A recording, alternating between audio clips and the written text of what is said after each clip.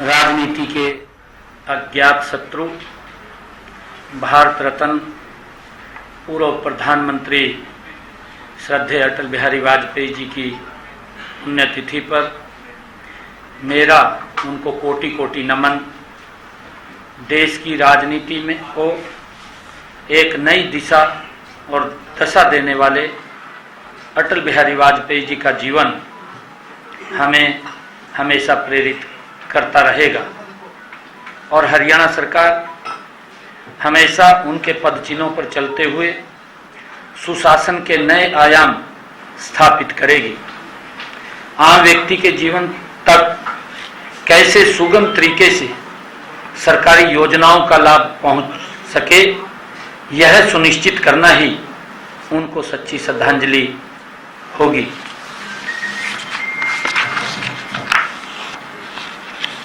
मित्रों, आज मेरे लिए ये बहुत ही गर्व का दिन है कि आज हमने, क्योंकि पिछले दिनों जो वर्षा हरियाणा प्रदेश के अंदर कम हो रही और पिछले वर्ष की तुलना में काफ़ी कम हुई है और उस वर्षा के कारण हमारे किसानों का लगातार खर्चा बढ़ रहा था, उस खर्चे को कम किया जाए। और पिछले दिनों हमारी सरकार ने, कैबिनेट ने ये फैसला लिया था कि हम किसानों को 2000 रुपये प्रति एकड़ के हिसाब से उनको बोनस के रूप में देंगे। और आज पहली किस्त हमने जारी की है। किसानों के खाते के अंदर हरियाणा प्रदेश के ऐसे 5,20,000 किसानों के खाते में आज जो ये पहली किस्त यहां से जारी की है, ये 525 करोड़ रुपए की किस्त आज जारी की है। इसकी प्रक्रिया वो शुरू कर दी है। धीरे धीरे करके 1-2 दिन में ये सारा पैसा किसानों के खाते में ये पहुंच जाएगा ताकि उनके खर्चे को कम किया जा सके। ये हमारी कैबिनेट ने, सरकार ने ये फैसला लिया था। आज इसकी पहली किस्त हमने वो जारी की है। जितने भी रजिस्ट्रेशन वो हमारी पोर्टल के ऊपर होंगे, वेबसाइट के ऊपर होंगे, किसानों के उन सब के खाते में ये 2000 रुपये प्रति एकड़ से के हिसाब से पहुंचाने का काम हमारी सरकार वो करेगी ताकि किसानों के उस खर्चे को कम किया जा सके इस कम बरसात के कारण। और आज मैं कुछ घोषणाएं भी करता हूं। प्रदेश के 14 जिलों में पशु चिकित्सा पॉलीक्लिनिक संचालित हैं। आज मैं ये घोषणा करता हूं कि जो राज्य के शेष 8 जिले पंचकुला, कैथल, करनाल, हिसार, झज्जर, गुरुग्राम, फरीदाबाद और यमुनानगर में भी चरणबद्ध तरीके से पशु चिकित्सा पॉलीक्लिनिक खोले जाएंगे। ये पॉलीक्लिनिक राज्य के पशुपालकों को पैथोलॉजी, पैरासिटोलॉजी, गायनोकोलॉजी और माइक्रोबायोलॉजी, सर्जरी और अन्य डायग्नोस्टिक सुविधाएं जैसे एक्सरे, अल्ट्रासाउंड आदि में विशेष पशु चिकित्सा सेवाएं प्रदान करेंगे। मैं दूसरी घोषणा प्रदेश के दुग्ध विक्रेताओं के लिए करता हूं। जो दूध विक्रेता घर घर जाकर दूध की आपूर्ति करते हैं और जिन परिवार पहचान पत्र में पारिवारिक आय 3 लाख रुपए तक वार्षिक है, उन्हें राज्य सरकार की दयालु योजना के तहत कवर किया जाएगा। इस योजना के तहत परिवार के किसी सदस्य की मृत्यु या स्थायी दिव्यांगता की स्थिति में वित्तीय सहायता प्रदान की जाएगी। क्योंकि हमारे जो ये दूधिये हैं, ये चाहे सर्दी है, चाहे गर्मी है और चाहे बरसात है, ये भी जोखिम भरे समय के अंदर लोगों तक सेवाएं पहुंचाने का काम निरंतर दिन रात करते हैं और समय के ऊपर पहुंचाते हैं। हमने ये निर्णय किया कि उनको इस बीमा कवर के अंदर कवर किया जाएगा ताकि उनको सुरक्षित, परिवार को सुरक्षित किया जा सके। और कल हमने दुग्ध उत्पादकों के लिए कुछ कल घोषणाएं भी की थी, उसका भी मैं जिक्र करना चाह रहा हूं। क्योंकि कल दूध उत्पादक समितियां वो हमने बुलाई थी। ऐसी 35,000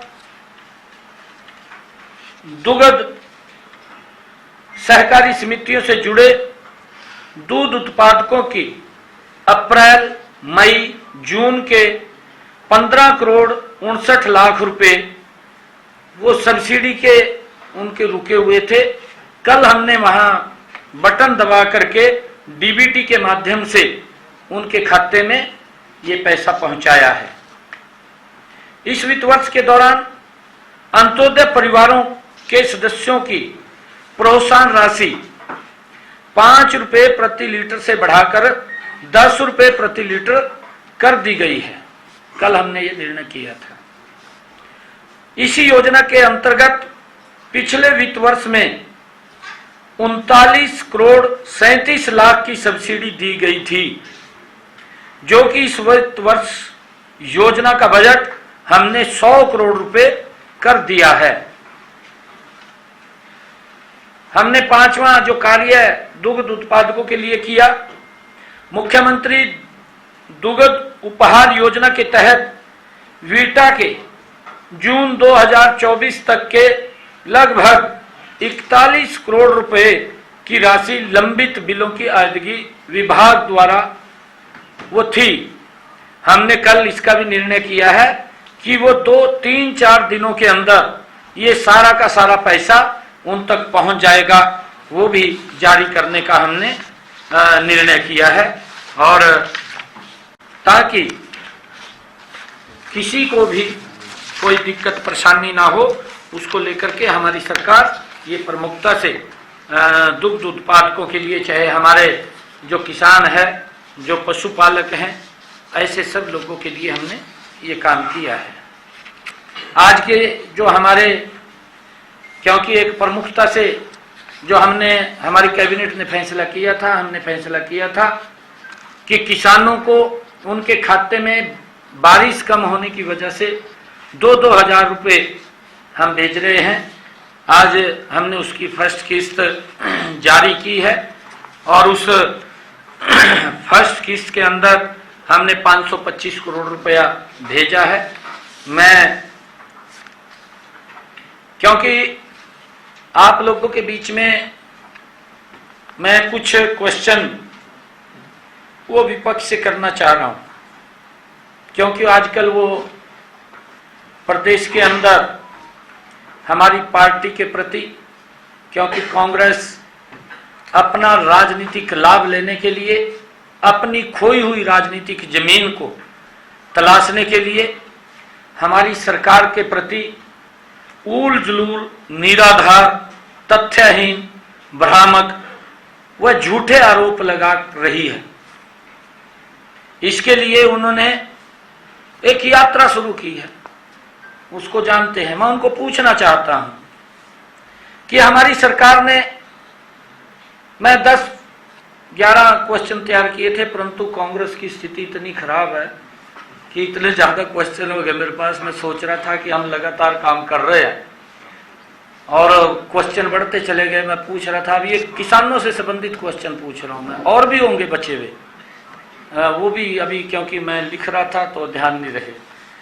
परंतु मैं उनसे ये पूछना चाहता हूं कि हमारी सरकार पिछले 10 साल के कार्यकाल में अन्नदाता किसान के हित में अनेक कल्याणकारी योजनाएं चलाई हैं और किसानों के लिए ऐतिहासिक फैसले हमारी सरकार ने लिए हैं।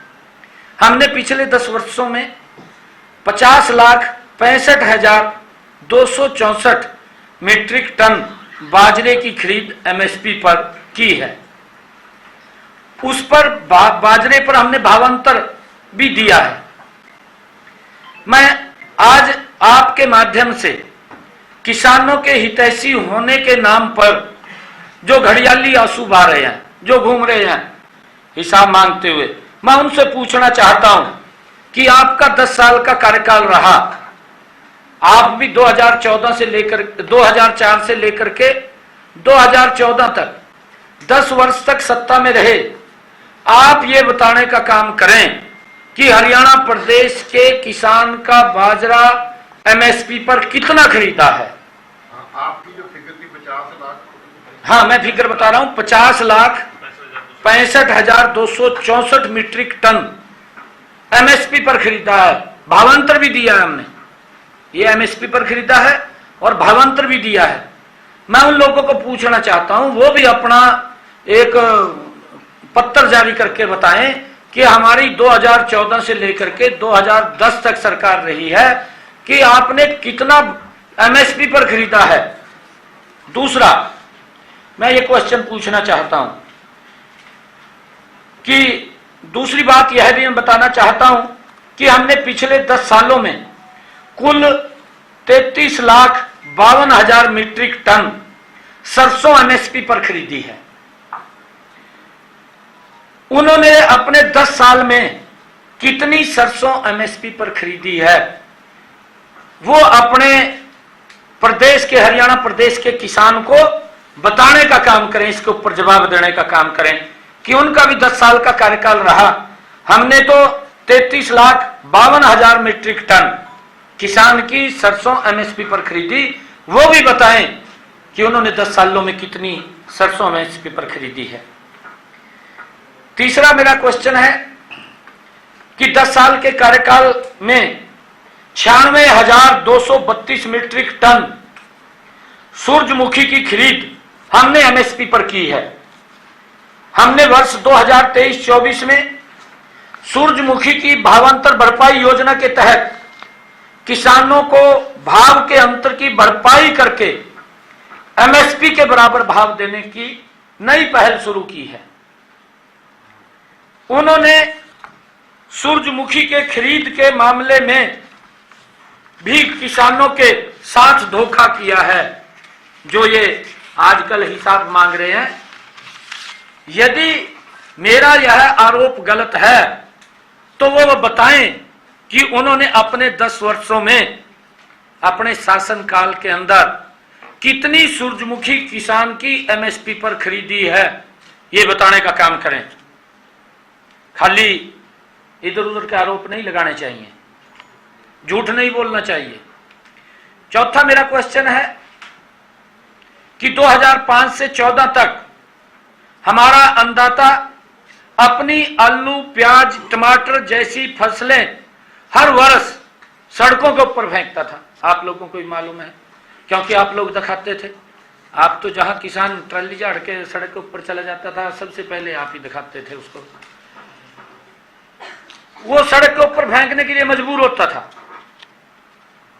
याद कीजिए, और आज का समय जब किसानों को पूरा भाव देने का काम हमारी सरकार कर रही है।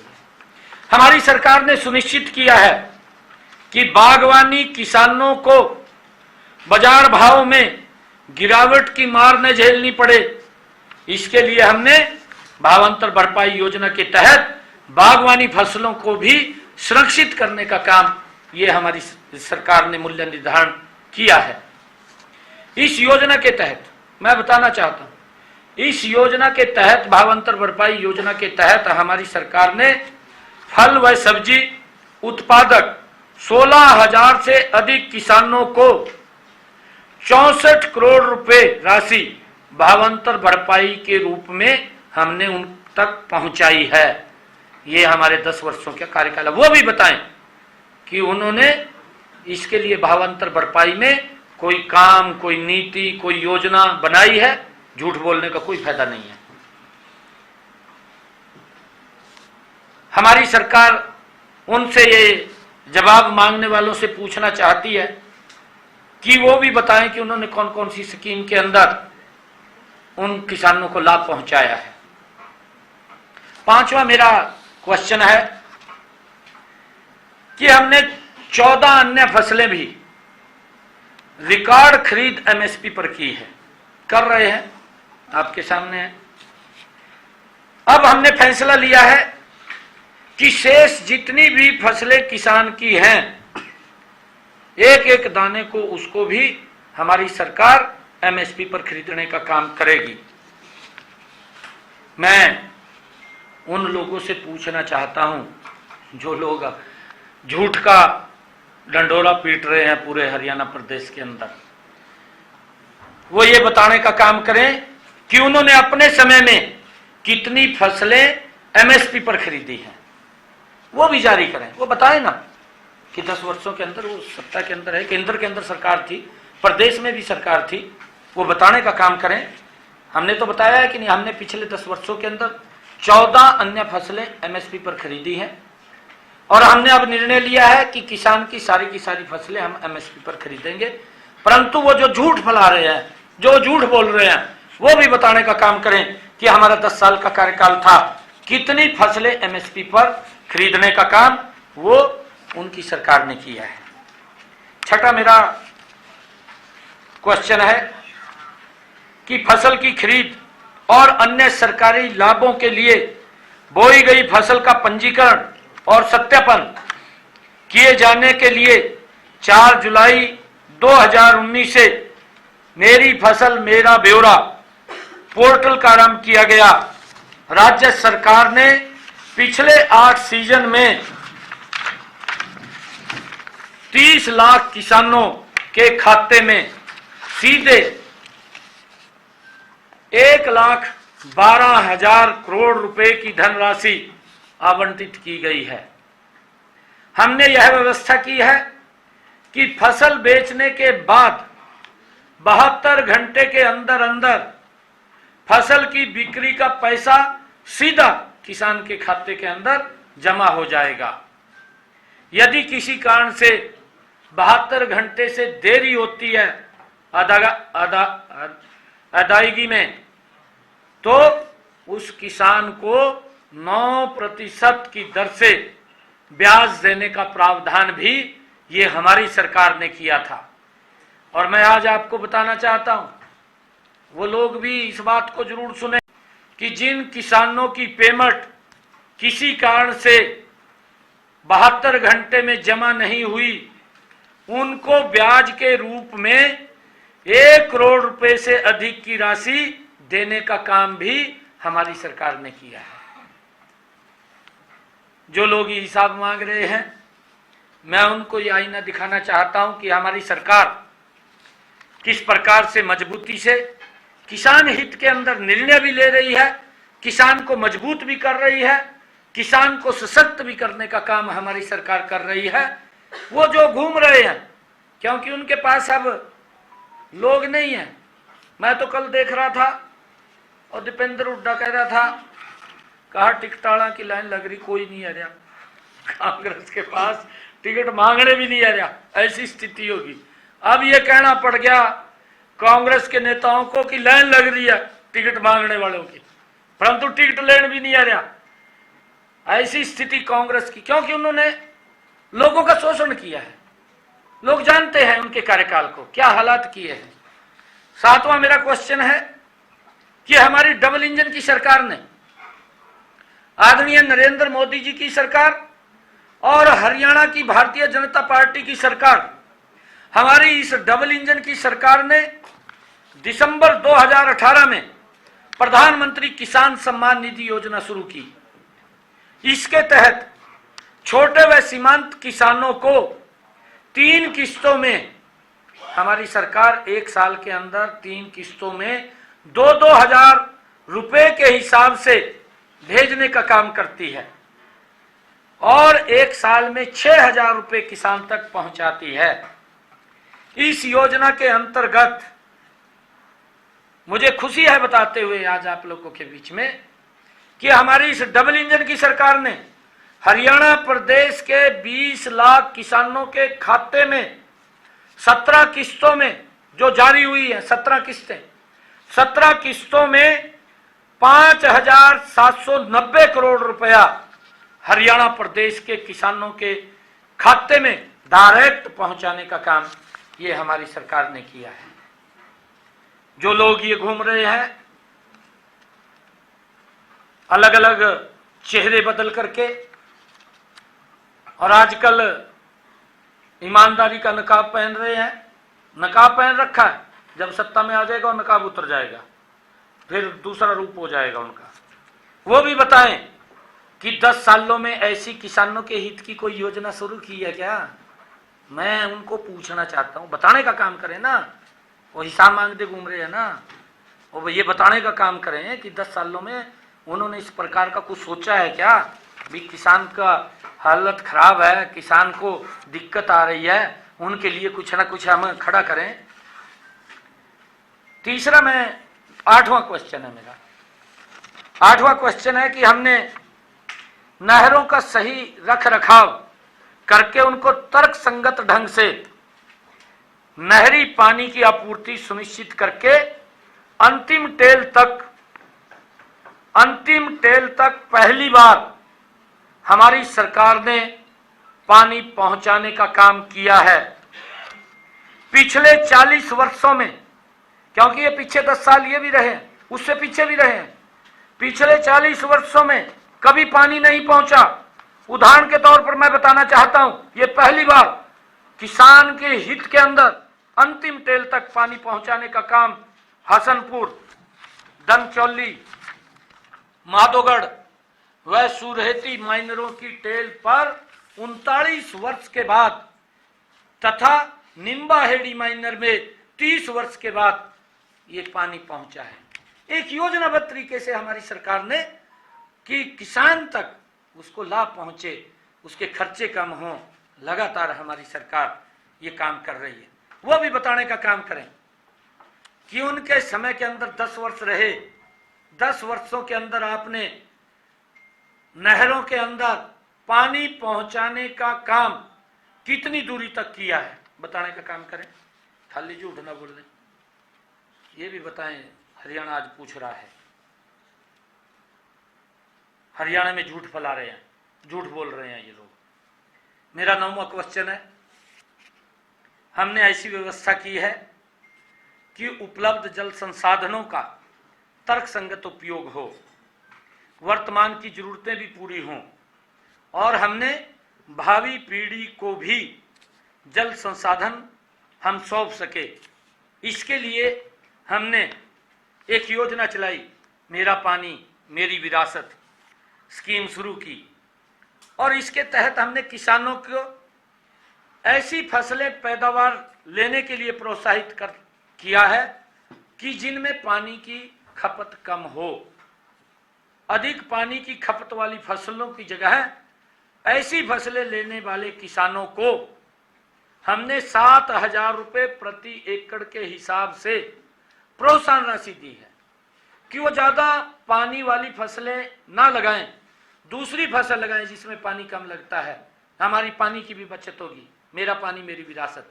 हमने कहा है कि आने वाली पीढ़ी को हम खाली जमीन नहीं, जमीन अगर बंजर होगी तो कैसे बोएगा, कैसे वो अपना गुजारा करेगा। हम जब विरासत के अंदर उसको पानी भी देने के लिए हमने उसकी योजना बनाई है, मेरा पानी मेरी विरासत, और उसके तहत हमने 7,000 रुपये प्रति एकड़ के हिसाब से देने का काम किया है। और मुझे ये बताते हुए कि हमने एक और योजना इसके साथ सीधी बिजाई की भी वो अनूठी योजना शुरू की है। जैसे धान की सीधी बिजाई करते हैं, इसका भी उद्देश्य यही है कि पानी की बचत हो।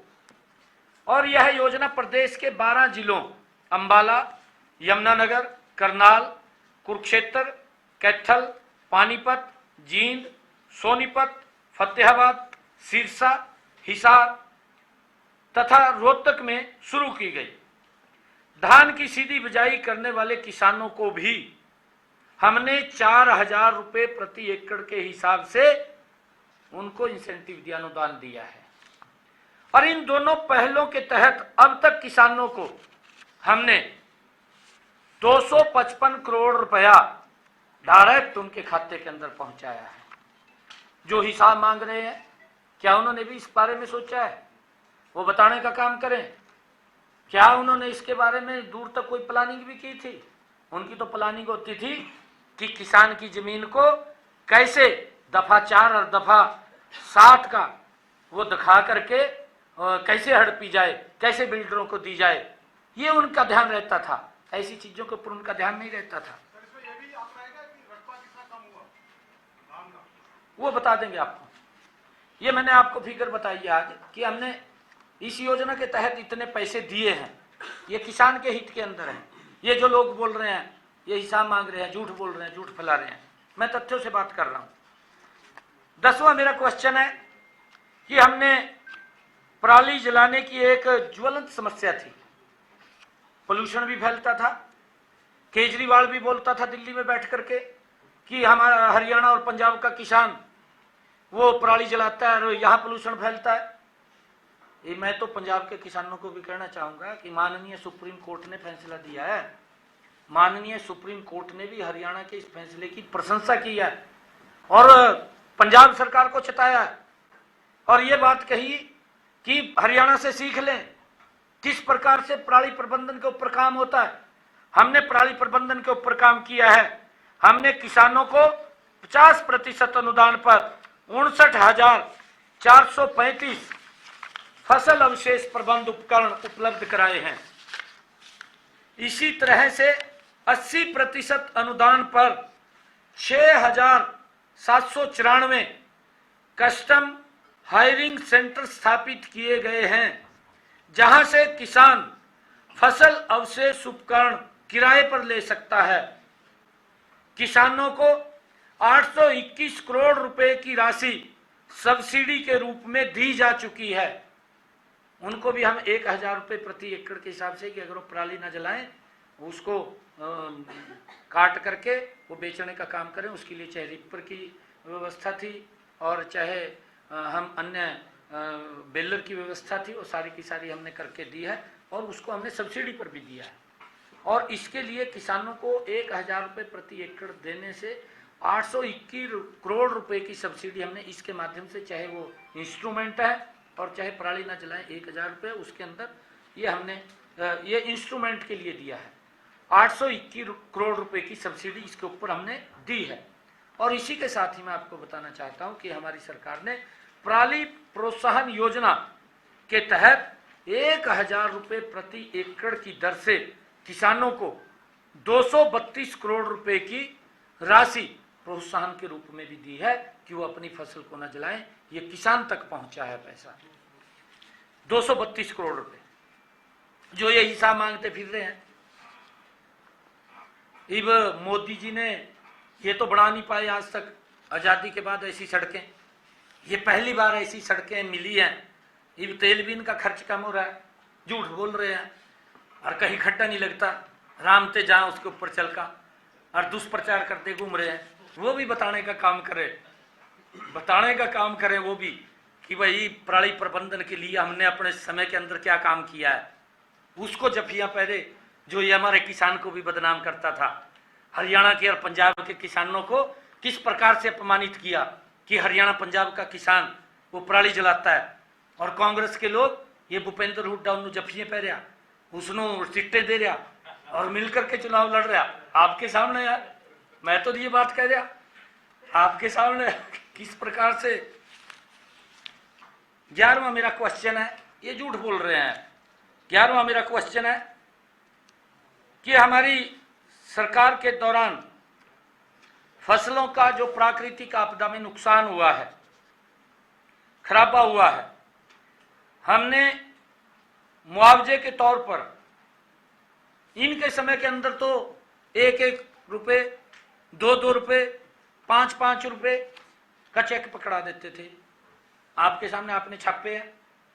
हरियाणा प्रदेश का किसान वो तो खैर मूल्य नहीं है जिस किसान के पास हो गया, बाकी थोड़ा सा भूल जाते हैं कि भाई पता नहीं गया भी नहीं गया, परंतु जिसके पास गया, आपने तो छापे हैं, दोबारा फिर छाप कर दिखाई दियो, कहते नहीं गए। एक एक 2-2 रुपए के चेक देते थे ये लोग। किसानों को जितना मुआवजा मिलना चाहिए था नहीं मिला, ये हिसाब मांगते फिर रहे हैं। और मैं आपको बताना चाहता हूं कि हमारी सरकार किसान के साथ मजबूती से प्राकृतिक आपदा में कंधे से कंधा मिलाकर के खड़ी हुई नजर आई। मुझे खुशी है इस बात की कि हमने किसानों को फसल के खराबे के रूप में पिछले 10 वर्षों में हमारी सरकार ने, इस डबल इंजन सरकार ने, नरेंद्र मोदी और भारतीय जनता पार्टी की सरकार ने इन पिछले 10 वर्षों के अंदर 13,276 करोड़ रुपया मुआवजे के रूप में किसान के खाते के अंदर पहुंचाने का काम किया है। जो ये हिसाब खाए घूम रहे हैं, ये भी बताने का काम करें। 10 वर्ष तक रहे हैं, किसान के फसल के ऊपर ओले पड़ जाते, ये अंदर बैठ जाते एसी वाले कमरे में, बाहर निकल के नहीं देखते थे। फिर 2 रुपए का, 1 रुपए का, 5 रुपए का चेक बेचते थे, 500 रुपए उसको खोलने में लगते थे, और 1 रुपए का चेक देके वो माथे को पीटता था, ये मेरे गिल क्या कर दिया। इस प्रकार की स्थिति इनके समय में किसानों के साथ करते थे।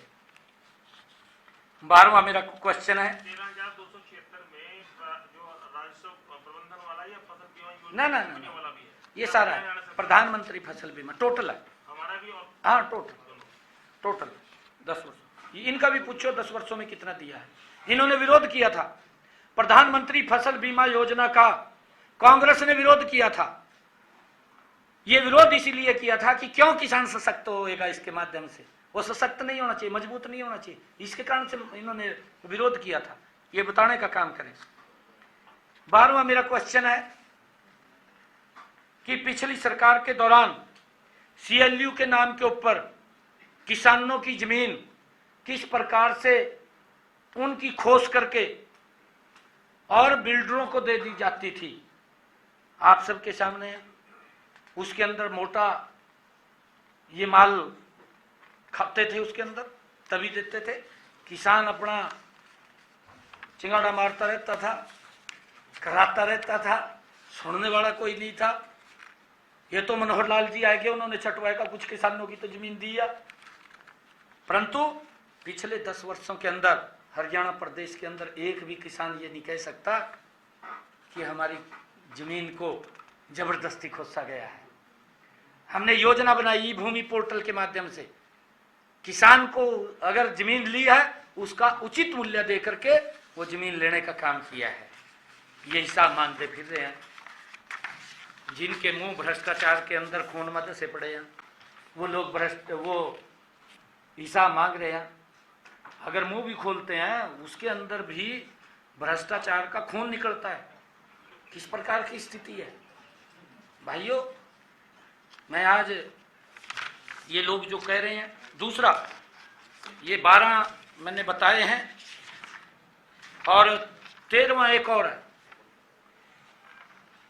ये 2013 में यूरिया के भाव 268 रुपए थे, जो हिसाब मांगते घूम रहे हैं, मैं बताना चाहता हूं। और DAP खाद का 342-43 रुपए था। इन्हीं की सरकार के अंदर ये भाव दुगने से ज्यादा हुए। 1200 रुपए का तो DAP खाद का थैला मिलना शुरू हो गया और लगभग 600-700 रुपए का यूरिया का। अगर ये इतने तैसी थे, डबल इंजन में थे ये भी, आज हिसाब मांगते घूम रहे हैं ना। ये उस टाइम में इनकी सरकार थी, परंतु ये निर्णय नहीं कर पाई, किसान के ऊपर ही वजन डाल दिया, तभी तो किसान की हालत खराब हुई है। ये किसी और ने नहीं की, ये कांग्रेस के लोगों ने किया। उसी के ऊपर वजन डाल दिया, उसको वो 1200 रुपए में मिलना शुरू हुआ, 600-700 रुपए में मिलना शुरू हुआ। अभी मैं आपको बताना चाहता हूं, यूरिया के अंतर्राष्ट्रीय भाव अब फिर 2022 के अंदर ये फिर डबल हुए हैं।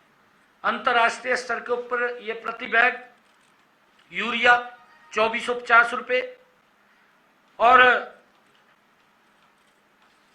DAP खाद, परंतु आज केंद्र के अंदर किसान हितैषी सरकार बैठी थी और किसान हितैषी सरकार ने तुरंत नरेंद्र मोदी जी ने अपनी कैबिनेट की बैठक बुलाई और कैबिनेट की बैठक बुला करके तुरंत ये निर्णय किया नरेंद्र मोदी जी ने कि ये जितना भार मेरे किसान के ऊपर पड़ेगा ये किसान के ऊपर नहीं, ये मेरी सरकार के ऊपर पड़ेगा। इस सारे भार को मैं वहन करूंगा और किसान को उसी भाव के अंदर ये यूरिया और डीएपी खाद उपलब्ध होगा।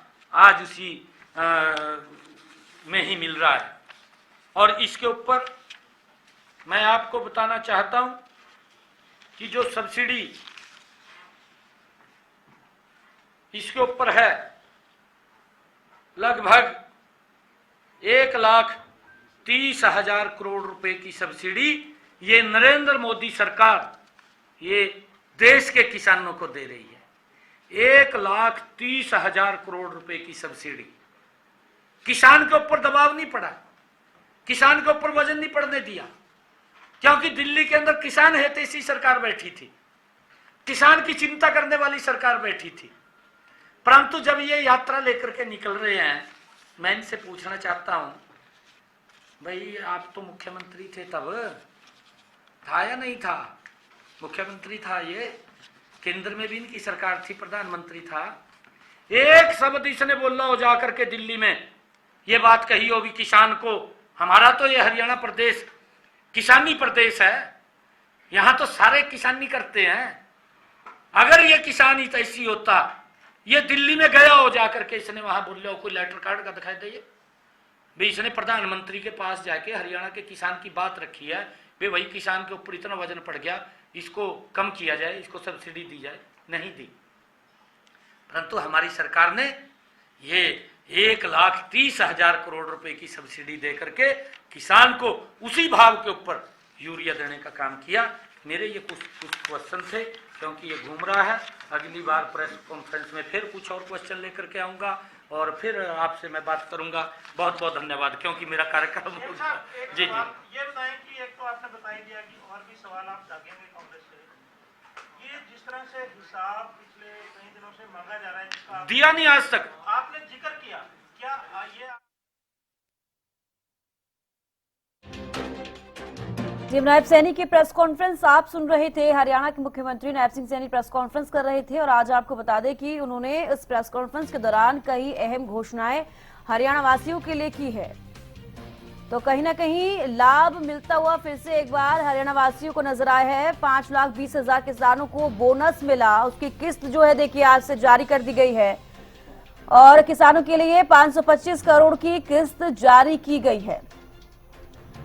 अगर बारिश में किसानों को नुकसान हुआ है उसकी भी देखिए किस्त जारी होगी। 8 जिलों में पॉली क्लिनिक खोलने की भी घोषणा सीएम ने आज प्रेस कॉन्फ्रेंस के दौरान की है और पशु चिकित्सा के लिए भी घोषणाएं की गई हैं। अब पशुओं को बेहतर चिकित्सा दी जाएगी, ये भी सीएम प्रेस कॉन्फ्रेंस के दौरान कहते हुए नजर आए। और साथ ही बता दें कि दूध विक्रेताओं के लिए भी उन्होंने घोषणा की है और साथ ही दूध विक्रेताओं की अगर वार्षिक आय 3 लाख तक होगी तो उन्हें आपको बता दें कि दयालु योजना के तहत कवर किया जाएगा। 3 लाख से कम आय वाले दूध विक्रेताओं को दयालु योजना का लाभ मिलेगा। तो सीएम ने किसानों के लिए बोनस जारी किया है, जिसकी पहली किस्त आज से जारी हो गई है। सीएम ने कांग्रेस पर भी निशाना साधा और कई ऐसे सवाल थे जो प्रेस कॉन्फ्रेंस के दौरान सीएम पूछते हुए विपक्ष से नजर आए हैं। हरियाणा में झूठ फैला रही है कांग्रेस, ये भी सीएम कहते हुए नजर आए हैं। कांग्रेस पर उन्होंने निशाना साधा है।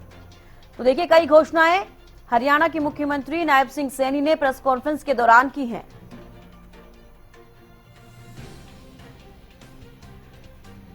तो कांग्रेस ने कितनी फसलें एमएसपी पर खरीदी, सीएम ये सवाल पूछते हुए नजर आए।